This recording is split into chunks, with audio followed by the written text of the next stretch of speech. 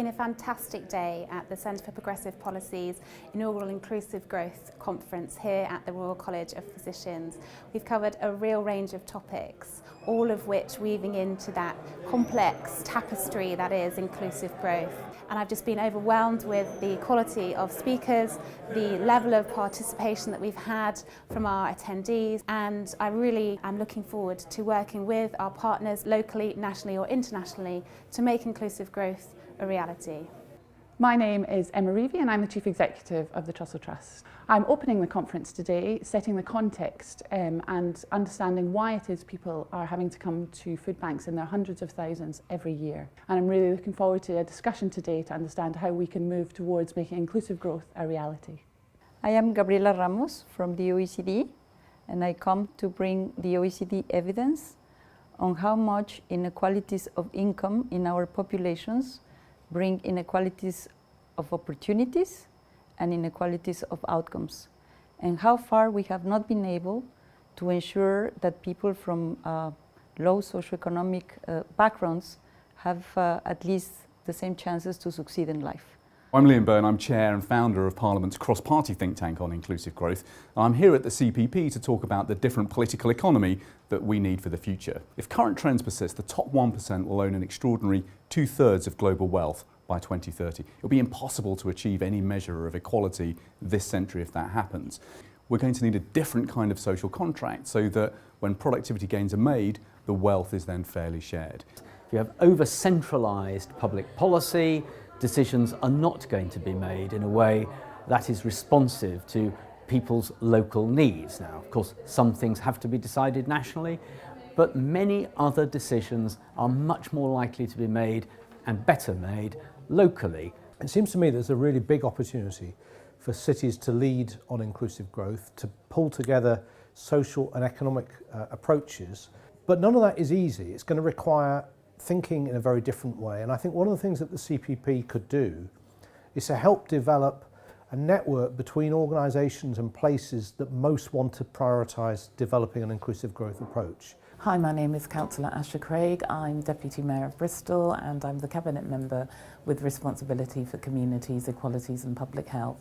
One of the things I made really clear at the very beginning is that people have to be at the heart of the inclusive economic growth agenda. We cannot continue to do things to people, they have to be part of the solution. My name's Ivan McKee and I'm the Minister for Trade, Investment and Innovation in the Scottish Government. I'm delighted to be here today at the CPP conference on inclusive growth to talk to the conference about the work the Scottish Government is doing on skills development, on closing the attainment gap, on promoting our Fair Work agenda, to work in partnership with business, trade unions, academics and others across Scotland to deliver inclusive growth for all the people of Scotland. I'm Rob Berkeley, one of the editors of Blackout UK, which is a community media asset for black gay men. And I've been at the Centre for Progressive Policy conference today around inclusive growth, thinking about culture and identity. And I'm really pleased that that's been included in this discussion because it's too often left out. And I think the Centre should continue to deliver interesting insights which involve a broader range of people. I'm Liz Kendall, I'm the Member of Parliament for Leicester West. And I'm at the Inclusive Growth Conference today talking about the importance of health and care.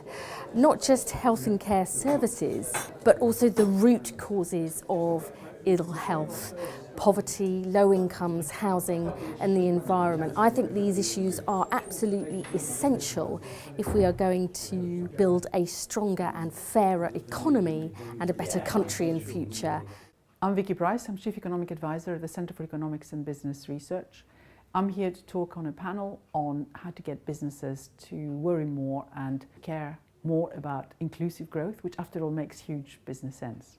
And I think there was a very clear consensus that business, whether it's in terms of place or leadership or working with the public sector, needs to play an active part to really ensure that they're investing in communities, working with communities and serving communities in a way that isn't about the short term but is about the long term. Well, I'm Henry Bonsu, and I'm delighted to have eased today's conference towards a really positive conclusion. We started off with NGOs and academics describing the pretty parlous state we find ourselves in, but we arrived at a consensus at the end with big business leaders and economists that business can and must do more to plug the holes left by the government. And it's left us leaving this conference with a fair degree of optimism for the future.